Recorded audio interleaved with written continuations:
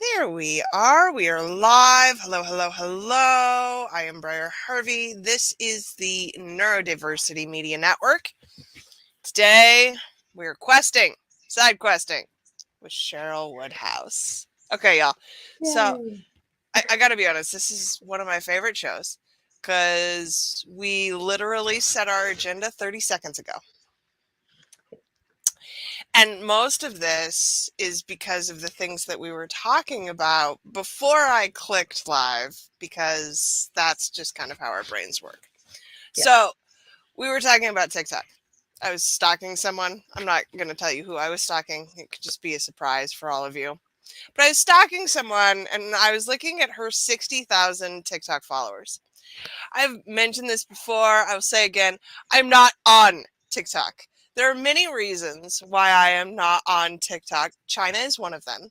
The second one is that I am not particularly short form, says the girl with 10 podcasts. Like, there is not a whole lot that I do or create or make that lends itself to 1 to 3 minute video snippets. And the thing about micro creation is that I find that it is mostly missing nuance. And that is really, for me, the issue.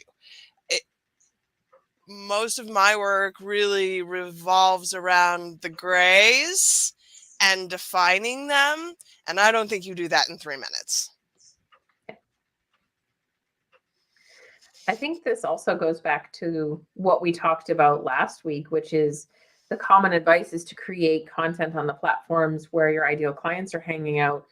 But the better advice is to create content for the platforms where you hang out, because if you don't consume the content, you're going to be very bad at creating it. That's correct. Like, TikTok homework, friend homework. You know, when people Yeah. send you TikToks and you have to watch them. TikToks, YouTube shorts, and I'll watch them all. And again, for me, the immediate reaction is, oh my God, this looks like a shit ton of work. It is never, oh hey, I learned something from this, because what do you learn in 3 minutes? I mean, I think probably when you're in your teens and early 20s, 3 minutes of content is perfect for you to learn something new and to input it and take it in. That doesn't work for me anymore at 40. That being said, there are some incredible creators I know that do give value within those 1 to 3 minutes. Usually there's stitches, honestly. They're people taking other people's videos and breaking them down. So there's context already implied from the previous video. But they do a great job of it. They plant seeds, right? That's the job of TikTok style content, is to plant seeds to let people run off and kind of grow and digest on their own. The problem, and the reason we decided to talk about TikTok today, was that they run off and they grow these seeds on their own. They don't run back to you and grow these seeds in your courses, your programs, your offers, your workshops, your templates, the things that you sell, the reason you might be generating an audience in the first place, with a few notable exceptions. And a lot of people are really struggling with that. I look at a lot of these creators with 60,000 TikTok followers and have to ask, how are you monetizing that? Yeah. And the answer is often not at all. And I told Cheryl that it reminded me of Reddit, because Reddit is, if you're not on Reddit, feel free to like hop on over there and look at cat pictures, find some good memes. That is where a great majority of my memes come from. I would not sell shit on Reddit. And deliberately so, would not even attempt to sell anything on Reddit. Cheryl asked me a couple of weeks ago, we were talking, she's like, where are your people? I'm like, Reddit. She's like, how do you sell to them? You do not. You do not sell to anyone on Reddit. I've watched people like be eviscerated, famous people, eviscerated alive for attempting to sell something on Reddit. You just don't sell on Reddit. TikTok has the same kind of vibe. Not that you don't sell, but that your audience is not necessarily going to be receptive to you trying to sell. Some audiences, for sure. A lot of them, really. And because the content is 1 to 3 minutes, the context of the relationship you're selling within is 1 to 3 minutes, right? That's At tough. best, right? You might have some people who follow you for a long time, but that's why viral products do so well on TikTok. That's why things like lip balms, where the creators are just making these amazing, satisfying videos of them pouring all of these lip balms and scraping off the tops. Like everyone watches that, like ASMR. They consume the content on a regular basis. So yeah, some of them, next time they need lip balm, they're going to remember that TikTok and they're going to maybe go look them up and purchase it. I'm But for the shuddering because most part, the idea of ASMR lip balm is another reason why I am not on TikTok. fair point. But like viral products do well because the barrier to purchase is so low, right? Viral products do well because they're 20 bucks, 30 bucks, 50 bucks. Those, self-defense keychains did really well because, oh, they're so cute and I can have it shipped to my house for less than I would spend on a pizza.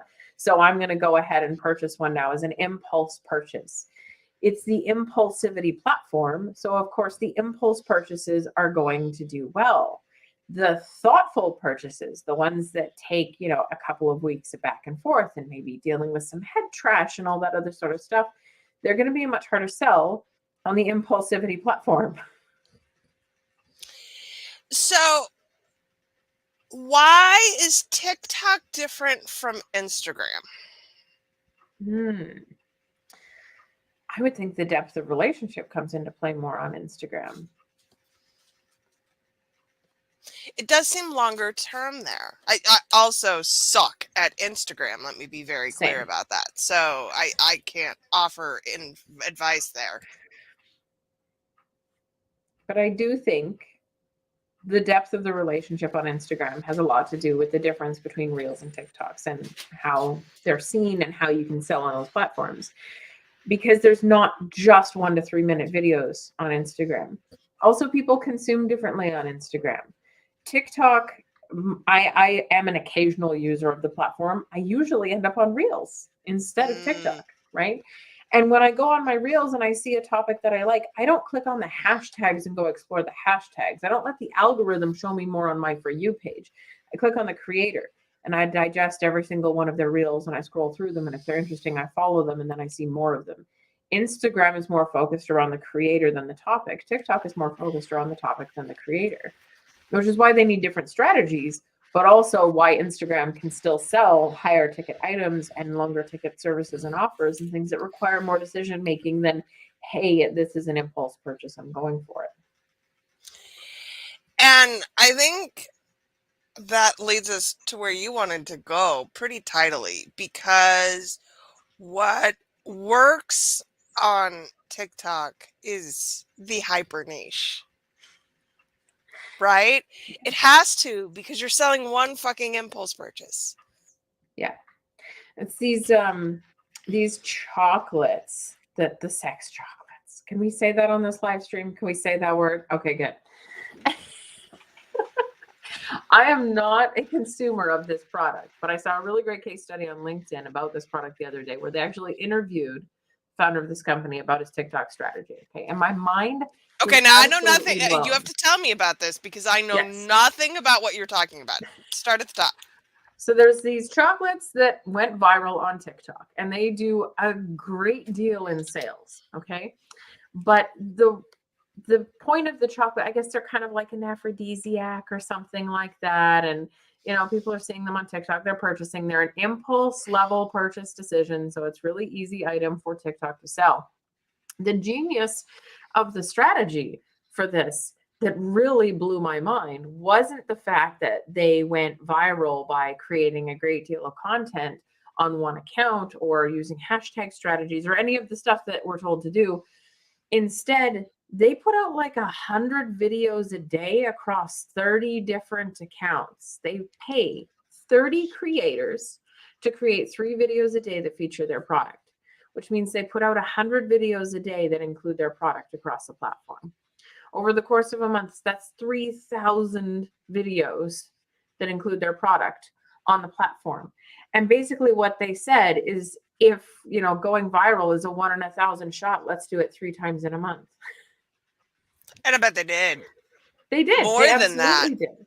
They have many, many, many, many videos that have over 1 million views, because what happens is this becomes everywhere, right? It's seen as pervasive. It's all over the platform. You can't get away from it, because they have all of these creators creating content on the same thing every single day. And they're not paying any of these individual creators like full-time salaries or anything ridiculous. They're paying them per post, and it's a nominal amount. But instead of trying to find the needle in the haystack, they just built more haystacks. Right. Like, I feel like this was pioneered, I don't know, 10 years. It's not been that long. 8 years ago, Kim K with Skims, right? And we're talking about all these micro influencers who do not have huge audiences. But if you have 50,000 people, and again, it's TikTok. It's so easy to get 60,000 subscribers, 80,000 subscribers on TikTok. That is not a difficult ask. When you have that many micro creators shilling your product, people are going to see it. Yeah. And again, because as you mentioned, so many of them have audiences of 60, 80, 100,000 people. They're not monetizing at all.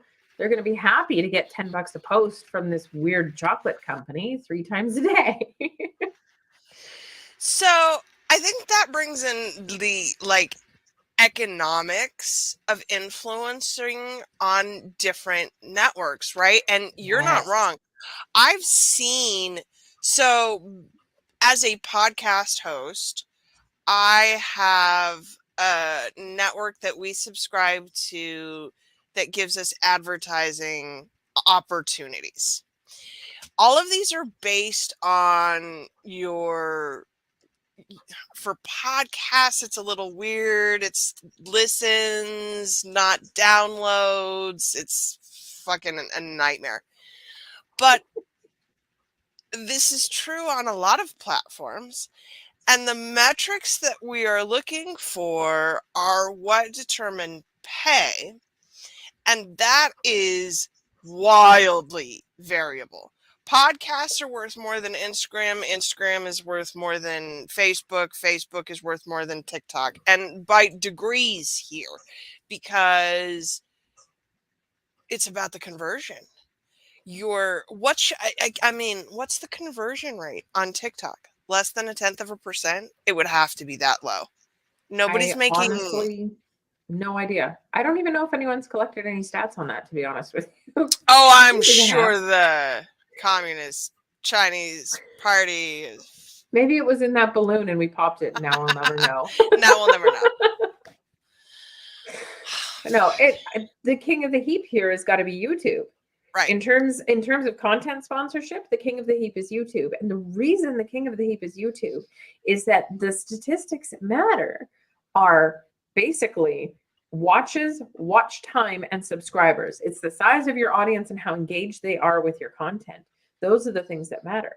And individual influencers get 6-figure retainers for promoting products of 1 video a month on their channels if they have the appropriate size and engagement with their audience. And again, watch time is more important than subscriber number. We care much more about how long people are interacting with your content on YouTube than we do about whether or not they click that subscribe button. Yes. And in 2023, this is a percentage game, not so much a minutes game. Yes, there is a floor on this. If you're doing nothing but 30-second videos and people watch all of them, it doesn't matter much. But you can no longer game the algorithm by doing hour-long videos and trying to keep everyone on it. You need to have watch time as a percentage. You cannot get someone to the halfway point of your video and go, oh, well, that's 30 minutes. That's way longer than 100% of a 10-minute video, so I win. No, it's percentage from start to finish. And I think that it gets really dangerous when we are neglecting the lagging metrics here, which is not watch time or follower count at all. It's your conversion rate. Yeah. And that's the number one thing most people ignore on every platform. And one of the things that really surprises people when they get into any of my programs or into my world, I'm like, I don't care if you want to build an audience of 10,000, 100,000, a million people. That's great. I'm going to help you get more clients. I'm going to help you make more money. Any of the vanity metrics that show up as a result are just that. They're vanity metrics. They're vanity metrics. We just spent a solid week going over analytics in my social media course. And the number one thing I emphasize with it, lurkers or buyers. So reach matters more than pretty much anything. And you can't really state what the conversion rate is on lurkers if you have no metrics for them. So that makes all of this crapshoot, which makes me feel better because I was feeling a little inferior about my numbers based on these 60,000 TikTok followers, but that doesn't matter at all. You made more off of your tiny audience than they did off of their massive one. So actually, per person in your audience, you are doing far better. And that's the metric that matters, right?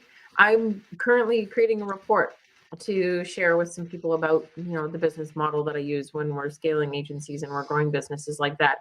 And I did some math. And I would say that every single market research interview that I've done averaged out over time worth about $2,000 each to my bottom line. So I know every time I do a market research interview, it's going to probably lead to that much more business over time in aggregate as an average. Not very many people can say that.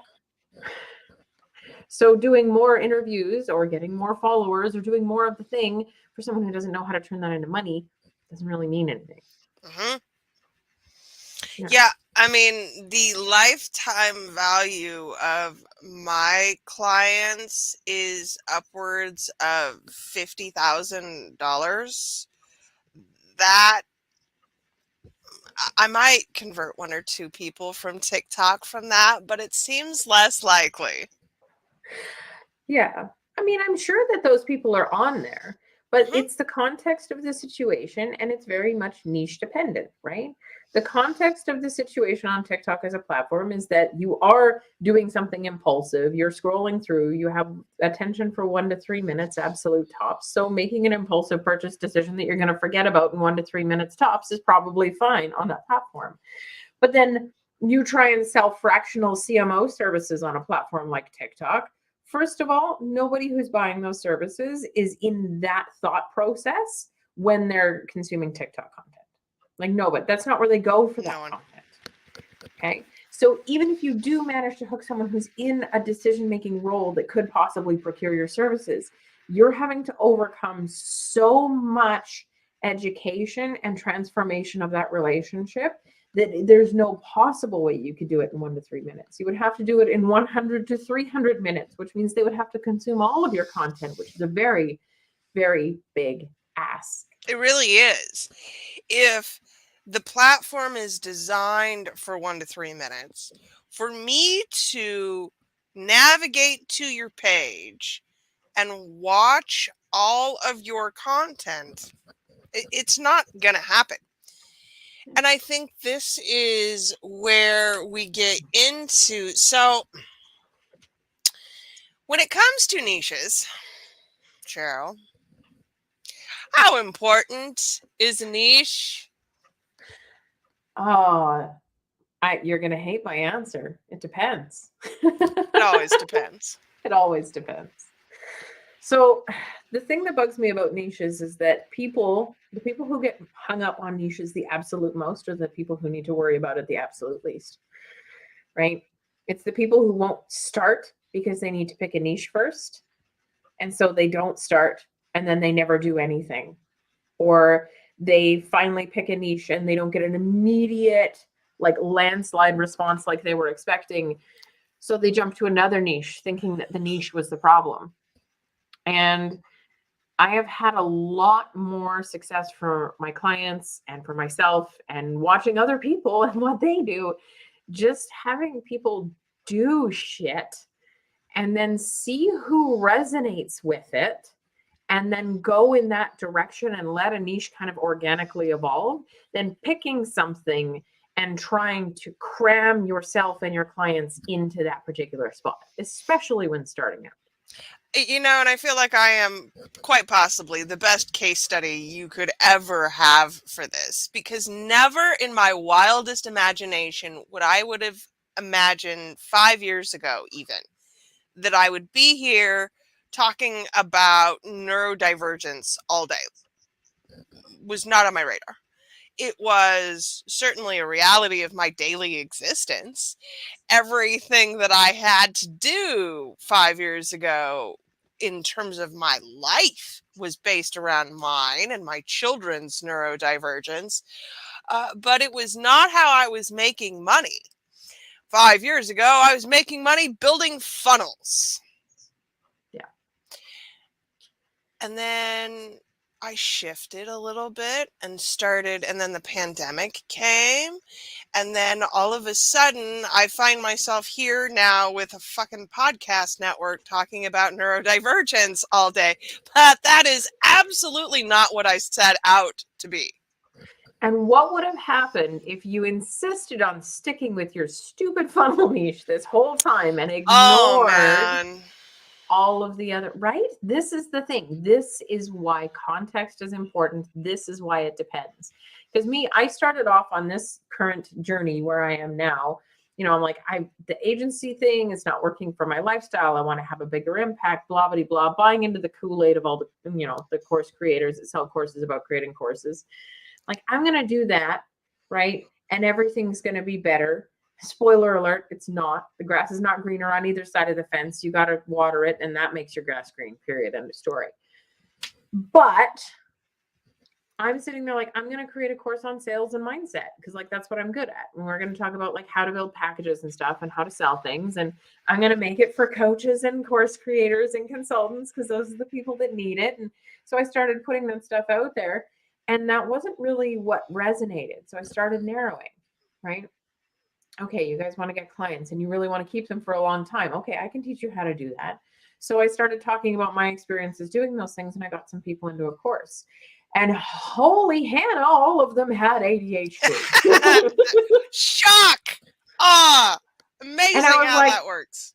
This is a coincidence. I'm just going to keep talking about me and the way that I do things. And it's entirely an accident that literally everyone who resonates with my messaging about my personal experience has neurodivergence of some sort. That's correct. That's what I said. And then I fell flat on my face into the point and realized, hey, nope, that is not an accident. They keep coming and they keep thanking me for talking about my experience. And it's starting to become a central point. So I gave up being this vague sales and mindset expert, and apparently somehow accidentally became the poster child for freelancing with ADHD. And I'm doing okay at it. I think we're doing good, and we're being honest, and we're sharing our story, and we're sharing things. And that's why your niche is not some weird industry silo dividing line or some demographic information that you pulled out of a hat and decided would be able to afford you. And that's what I think. So when we talk about niching, that's what we're really not saying. A niche is not a demographic that you hope to sell to. Correct. It is your unique combination of skills and experiences. Wow, I forgot that word. Your unique combination of skills and experiences and the people that will resonate with those things. That is your niche. The number one advice that successful YouTubers give out about how to be successful on YouTube is not pick a super narrow niche. It's pick a super wide one and bring your point of view to it. It's your combination of skills and experiences that makes your niche unique. Well, and YouTube is a good example here, just like it is with selling. The best advice you'll get about YouTube is go and create all the things and see what lands. And then when you find the thing that lands, dig down. I mean, Mr. Beast.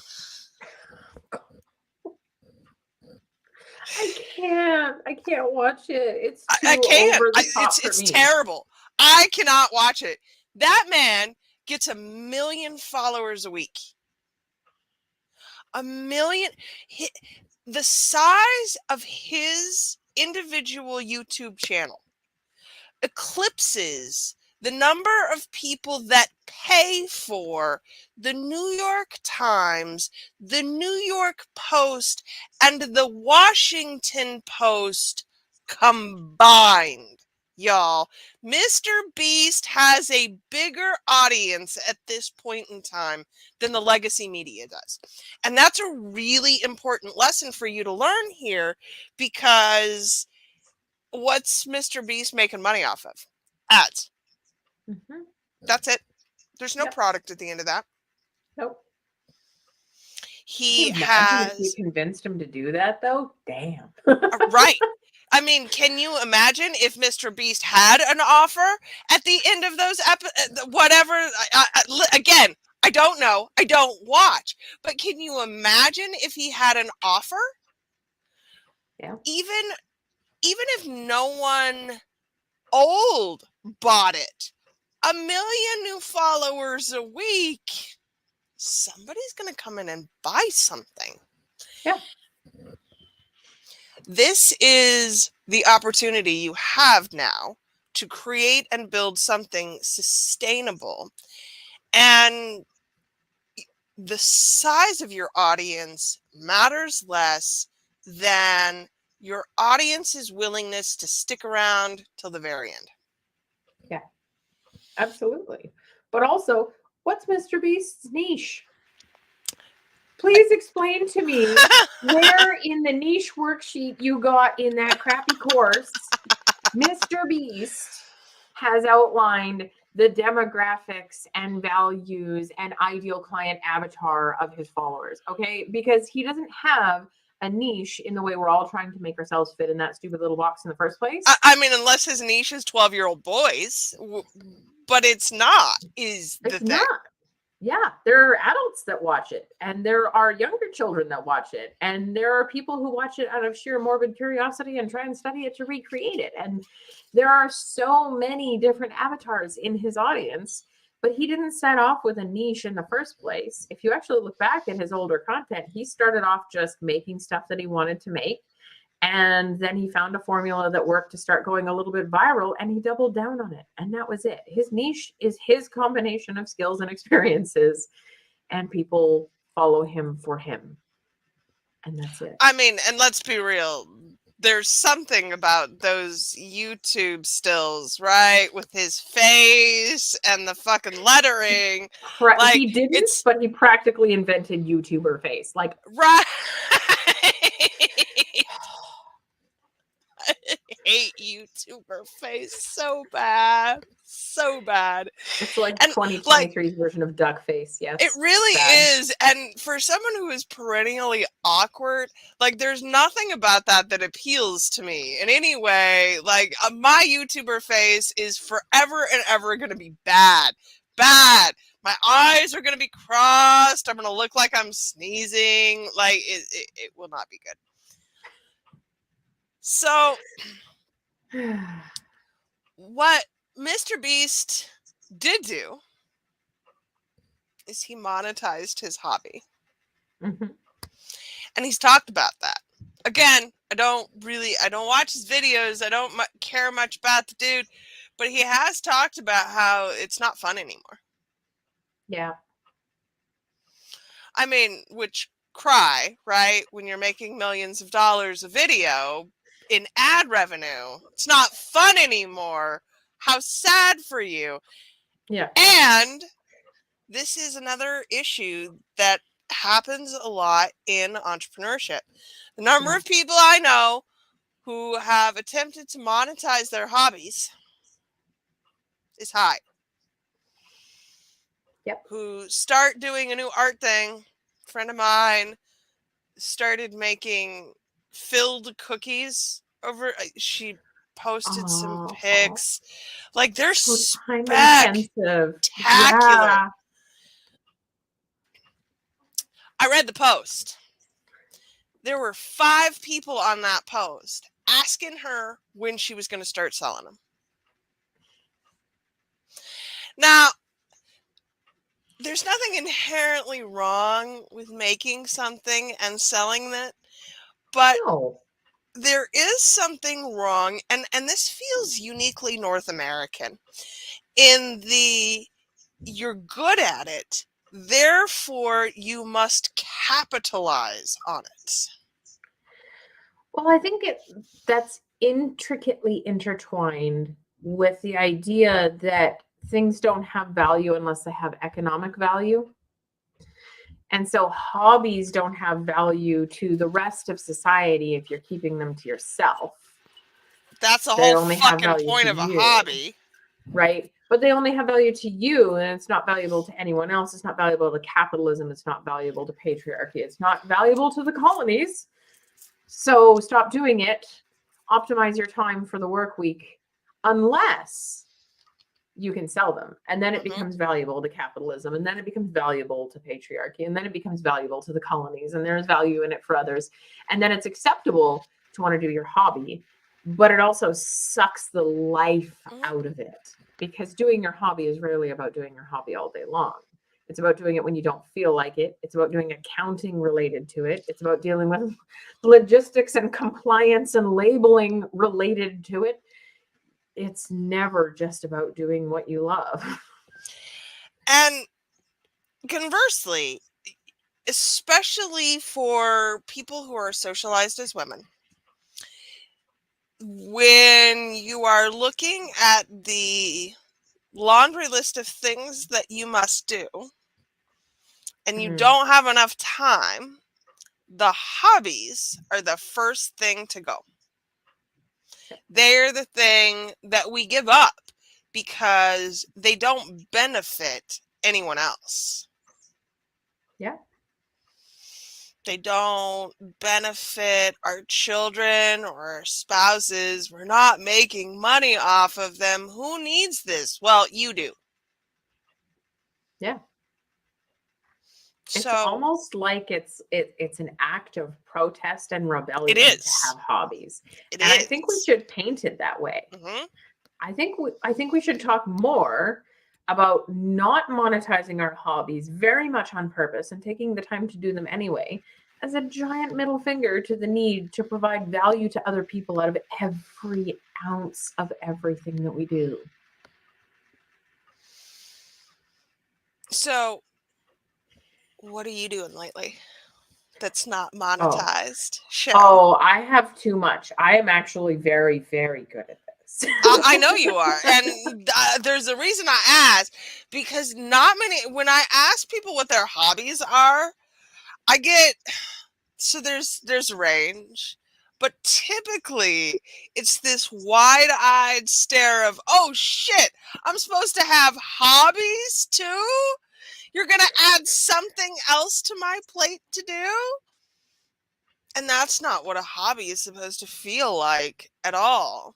No, and sometimes it can feel like that, and it's okay if it feels like that, as long as you recognize it and work to change it, right? Well, and there's a difference between the enjoyment of a thing because you enjoy it and the not enjoyment of a thing while you are still learning, right? Yes.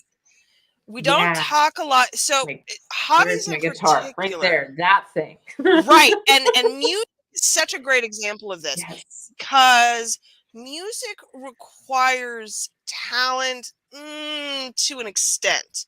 Most music is really about skill, and you develop skill by practicing endlessly And over and yeah. over. And the practice it's definitely not enjoyable for other people, but oftentimes it's also not enjoyable for you. Like, there's work there.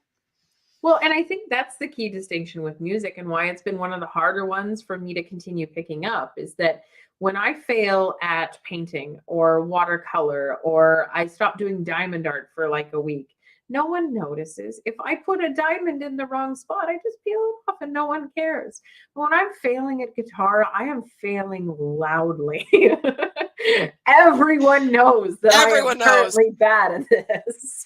Myself and anyone in earshot is well aware of my skill level when I am trying to get better. And that's part of what makes it hard, which to come full circle is actually kind of what makes social media hard for a lot of people because you're worried that when you're not doing it well, you're doing it poorly, loudly, and everyone knows. And failing in public is it's a really difficult thing for a lot of people. Yeah. When I talk about this, my podcast, doing it all live, there are a lot of people who are like, nope, can't, won't, have to be able to go back and rewind and edit out the places that I misspoke. Hmm. And for me, it's easier because I can't because I can't edit it out. I Yeah. just have to do it and accept it as is, whether it's good or bad or otherwise. Yep. Here I am. YOLO, live with it. Right, right. But I feel like there's some real lessons to be learned here for us about the value in the practice of the thing. Yeah. And especially for entrepreneurs, that's hard because we get paid based on the demonstration of our skills. So for me to develop a skill that doesn't seem related and that I am bad at is very difficult to reconcile. Yeah. And honestly, I think that's part of what I enjoy about hobbies and what has given me a lot of value from hobbies. Not that they need to have value, but they've made me very good at failing quietly, which makes it hurt less when I fail loud. I also think with music in particular, the moment when you get that note, Mm. Hmm. right? So for me, it's all vocal. I can't play anything, and my rheumatoid arthritic hands will not tolerate it. I sing. Let me be very clear. I am a chorus girl because I am a tenor. So, like, there's no career on the big stage for me singing. However, one of my goals for this year was to join a local performance choir. I am relearning, and I say relearning because I did at one point in time know how to sight read, but only the upper bar. And now that I am a tenor, I have to relearn the lower staff. And I'm like, oh, I don't know what notes are here. I can look at them and go, oh, that's it. But it doesn't hit in my head. And so this process involves I have an app that I use that gamifies it, but mostly it's singing the same things over and over and over and over and over again. And nobody likes it, but I do it in my basement with the door closed. Nobody has to hear it mostly but me. But let me tell you, that moment when you get it right is so good. And that feeling translates to your work is the thing. When I have correctly executed on a hobby, I get to take that self-esteem boost and take it with me where I go, right? Yep. Yep. Yeah. And again, just the practice at failing, the practice at learning with no stakes, right? I I famously treat my hobbies a lot like a library and less like a list. Like it's not a to-do list. It's what do I feel like doing today, right? I have like 4 different fiber arts. I can knit, I can crochet, I can cross stitch, and I'm learning embroidery. I have obviously diamond painting was a new one I picked up last year. I haven't even finished one yet, but I still love it. That doesn't make me any less good at it because I don't do it every day. I have Listen, my the music, my unfinished motorcycles, my project, hiking, like everything. The unfinished project, yes. the whole library of unfinished projects. And there's real value in being able to flip between things. Yep. I don't have to say, this is the thing that I'm going to do today, even if it doesn't hit right. I started doing jigsaw puzzles digitally recently because Mm, I don't have a place for big yeah. jigsaw puzzles. And I also don't have a place to store the jigsaw puzzles when they are completed, and I don't want to get rid of them. So now Mm-hmm. I'm doing them all digitally. And I've found that, like, I'll get bored or I'll have to leave a puzzle in between. Going through my list of half completed things is really interesting exercise. There's all these pictures there. Which one calls to me right now? And that's the joy of having a library of hobbies. Yeah. I'm trying right now. I did 75 hard once. I successfully completed it. That was an incredible exercise in figuring out how the hell to do something for 75 days. It's on Um, my I list for took this year. yeah, I took very little with me other than the knowledge that I actually can do something consistently for 75 days if the right circumstances are in place, but it's also not a time for me to do that right now because I have other priorities. One of the really, really valuable habits that came out of that was reading 10 pages a day. Mm-hmm. 10 pages is a small enough amount where I can just like move my bookmark back 10 pages and read to it. And then if I'm done, I can call it a day. And instead of all the books staring at me, nagging at me, going, come on, Cheryl, you bought me and you promised to read me before you would get to all the other ones on your wish list, I Listen, can just work towards it. But I don't have one book on my nightstand. I have one book and my Kindle with like 100 books. So I can read 10 pages, but it doesn't have to be 10 pages that suck. It can be the 10 pages that are calling to me today. Right? there's, I must say, I found real value in that exercise as someone who, and I'm sure you were too, a reader as a child. Like, I I read until my eyes were cross-eyed and my thumbs hurt because I'd been holding a book in my hand for, right? That's so true. I had to highlight this comment I because know, this is it's hilarious. this is fabulous. We adore you. What is the opposite? What is the too short, no value? I don't know. TikTok. It's TikTok. TikTok. That's the opposite of TLDR. It's TikTok.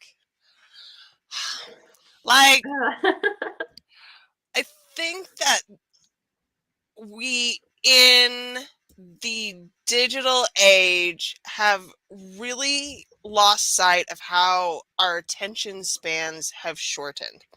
Because even with my Kindle, sometimes I'll flip through books, right? Because they're all right there. I don't even have to stay in the book that I am reading. If it gets too hard or too mentally challenging, I just go find a different book to read. Exactly. This whole, I think it's a neurotypical thing, this like drive to completion. You have to finish something before you start something new. Okay, maybe they do. I don't. I can have 15 Mm-mm. things mid project, and as long as I don't feel ashamed of not completing something, I can pick it back up again and keep going and keep getting value from it and keep giving value to it.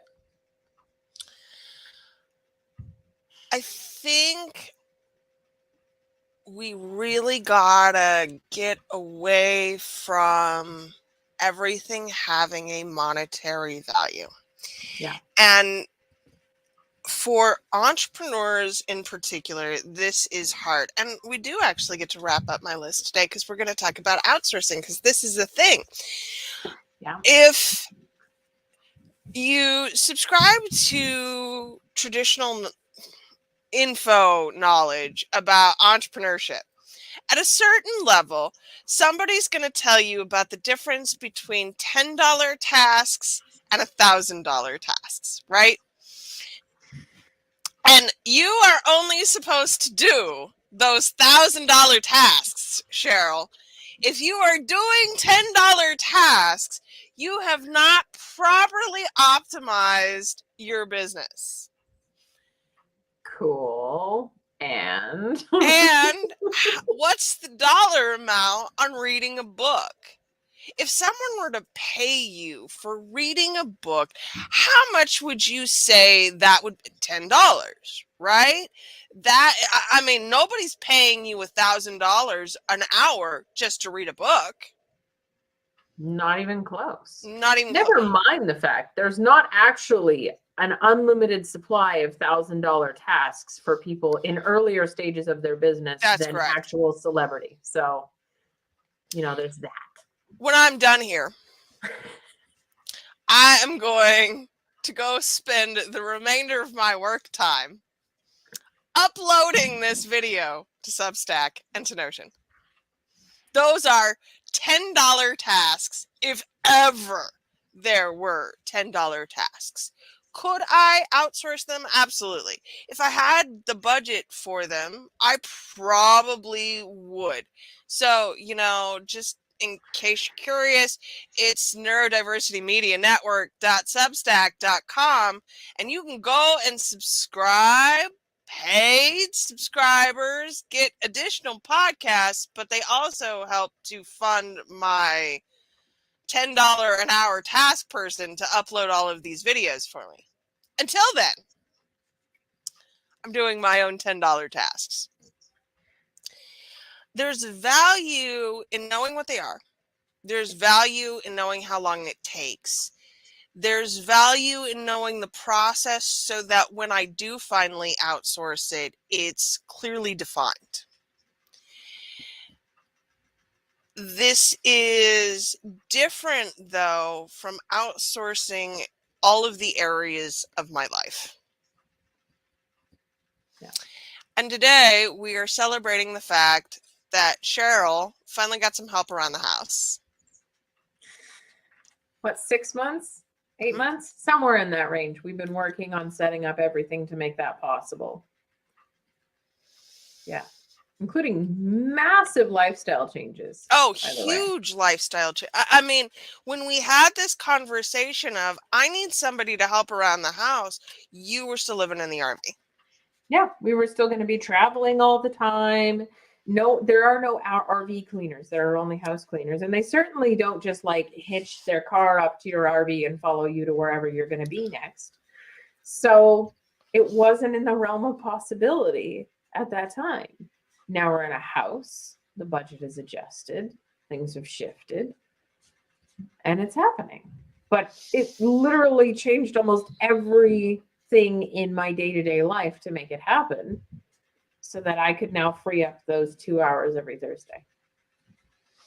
Now, $10 hour tasks, by the way, those 2 hours on Thursday. Yeah. What did you actually gain? The mental load that immediately disappeared, knowing I no longer had to manage that task, not even the doing of the task. Mm-hmm. Okay. Cleaning bathrooms is not fun, but I'm a mom. I've seen worse. Right? But I've the caught mental vomit load, in my hands. I mean, that's the one bodily fluid I won't do, but have at it. But it's not the doing of the task. It was the mental load. I no longer have to plan my week around making sure I have 2 hours on Thursday to reset the house so that I'm not stressing about it all weekend, which is the reason I do it on Thursday in the first place. Someone else gets to make sure they show up, they have their to do list, they use my supplies. All I got to do is make sure I still have Windex, and I can just go about my merry way and know that it's done. Unloading the mental load of a task, the end to end responsibility of a task to someone else, it frees up far more time than 2 hours a week ever could.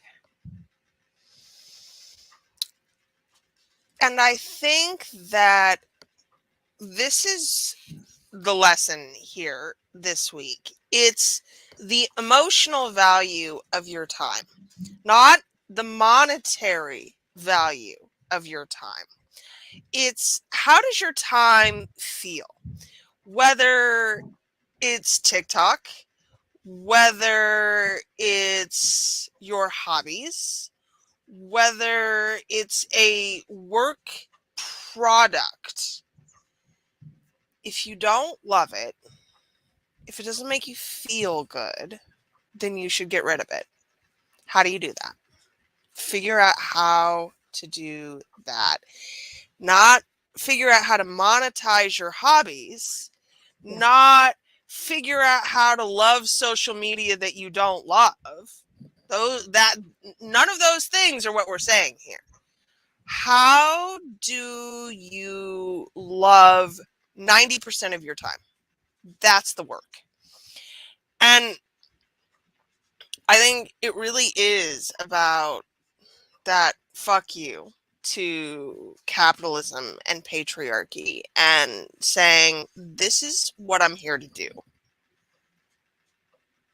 It's not to clean the toilets. No. And honestly, I've said this quote so many times in the last year, and this is what I'm striving for. Like, this is the next decade of my life that I'm working on becoming this. But I saw a meme that I cannot find to save my life once that said, I've never met a relaxed woman. Ooh. And I went, oh, snap. Okay. Fuck. That's my mission. That's the goal, to be a relaxed woman. I want to be as chill as a Southern husband on Super Bowl Sunday every day of my life. God, that sounds delightful. Doesn't it? Endless snacks, my favorite thing on the TV, friends all around me, and my biggest problem that my team might not win this time. Jesus. Let's go for it. And on that note, y'all, go forth and be a Southern husband on Super Bowl Sunday. If you need help doing it, you know where to find us. We're happy to talk you through. And yeah. All right, y'all. This has been another episode of Side Quests, where we just kind of, go from one place to another to another. This is fun. I'm real glad. We will TLDR it next time.